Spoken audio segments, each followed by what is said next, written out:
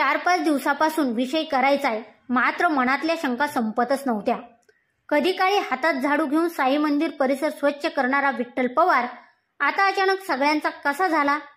Main stream media, YouTube channels, बातम्या या सगळ्यावर विजयाचा जल्लोष पाहताना कुठंतरी काहीतरी चुकतंय असं सारखं वाटत होतं। सुक्के सब साथी दुख में ना कोई हे गाणं आठवलं। विठ्ठल पवारांचा संघर्ष, अहोरात्र फक्त कामगार डोळ्यासमोर ठेवून केलेली वाटचाल, अन्यायाशी 2 हात करण्यासाठी केलेली धडपड डोळ्यासमोरून तरळली। सोसायटीच्या निवडणुकीत हा कामगाराचा विठ्ठल एकटाच लढला, मात्र आता विजयात अनेक वाटेकरी जमा झाले। असं का? तर त्याचं उत्तर आहे राजकारण। आम्हाला कोणाचं समर्थन करायचं नाही आणि कोणाला कमीही लेखायचं नाही, पण जे वाटतंय ते सडेतोडपणे नक्की मांडायचंय। आम्हाला नेमकं काय वाटतंय याबाबतचा आमचा हा स्पेशल रिपोर्ट। नमस्कार, मी गायत्री आणि आपण पाहत आहात नगरी पंच, नगरी राजकारणाचं निर्भीड आणि सडेतोड विश्लेषण। शिर्डी कोऑपरेटिव्ह सोसायटीची निवडणूक नुकतीच पार पडली। त्यात सत्ताधाऱ्यांचा 17-0 पराभव करत परिवर्तन पॅनल विजयी झाला। विठ्ठल पवार नामक कामगार नेत्याने डोळे दिपवणारे यश मिळवले। विरोधात होते महसूल मंत्री विखेंना मानणारे 2 पॅनल। परिवर्तन पॅनलच्या विजयात राजकारण शिरण्यास तेथूनच सुरुवात झाली।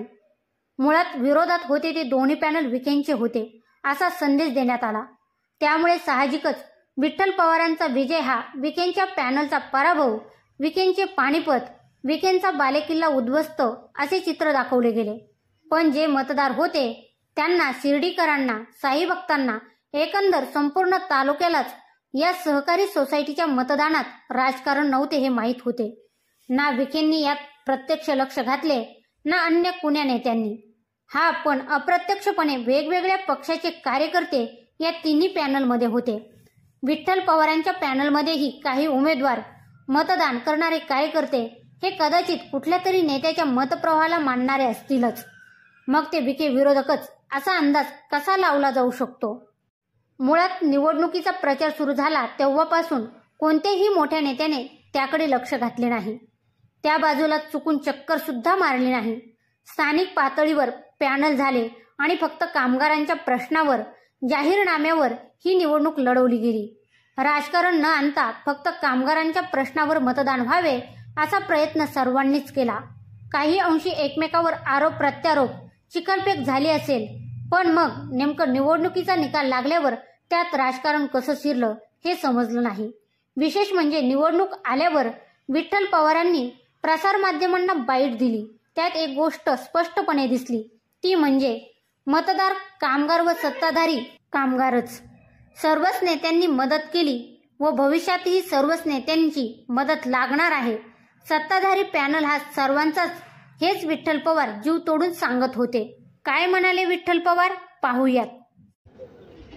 ही निवडणूक झाल्यानंतर आता जबाबदारी वाढली, कामगारांचा पाहण्याचा दृष्टिकोन बदलला आणि ह्या परिवर्तनाबरोबरच आता आम्हाला सर्वांना बरोबर घेऊन कामगारांच्या हितासाठी, त्यांच्या हक्कासाठी सरकार असेल, सरकारातील विरोधी ही काही मंडळी असतील, या मतदारसंघाचे लोकप्रतिनिधी असतील, सर्वांनाच बरोबर घेऊन ही संस्था मोठी आहे, ती चालवायची आहे या उद्देशानं मला सर्वांनाच बरोबर घेऊन हे काम करायचं आहे आणि इथल्या कामगारांच्या समस्या सोडवण्याचा प्रयत्न करा। श्रेयवादाची चढाओढ पाहिल्यावर कोरोना काळात हातात झाडू घेऊन स्वच्छता विभागात काम करणारे विठ्ठल पवार आठवले। उच्च शिक्षित असलेल्या माणसाला फक्त काही गैरसमजातून व वैयक्तिक आकसापोटी अन्याय सहन करावा लागला होता। कोरोनाची लस प्रत्येक कामगाराला मिळावी ही मागणी ज्यांना आवडली नव्हती त्यांनीच विठ्ठलरावांचा आवाज दाबण्याचा प्रयत्न केल्याचे बोलले गेले होते। कामगारांच्या हिताचा आवाज उठवणाऱ्या विठ्ठल पवारांसारख्या कामगार नेत्यावर दबाव टाकला जात होता।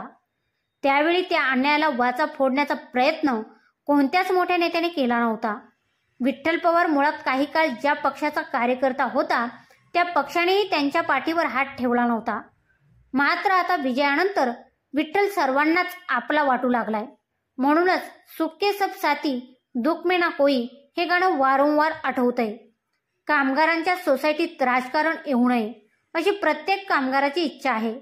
विठ्ठल पवार सर्वांचाच आहे असं वातावरण तयार केलं तरच परिवर्तन पॅनलला सक्षम कारभार करता येणार आहे, कामगारांसाठी लढता येणार आहे, जाहीरनाम्यात दिलेल्या आश्वासनाची पूर्तता करता येणार आहे. विठ्ठल पवारांच्या मागे साईबाबा जसे आशीर्वाद देत कामगारांसाठी उभे राहिले तसे सर्व पक्षातील नेतेही उभे राहतीलच. फक्त विठ्ठल सर्वांचाच असं प्रत्येकानं म्हणावं अशी अपेक्षा. जाता जाता आणखी एक गोष्ट आठवली. विठ्ठल पवारांच्या बाबतीत की त्यांच्या मोबाईलची रिंगटोन विठ्ठला कोणता झेंडा घेऊ हाती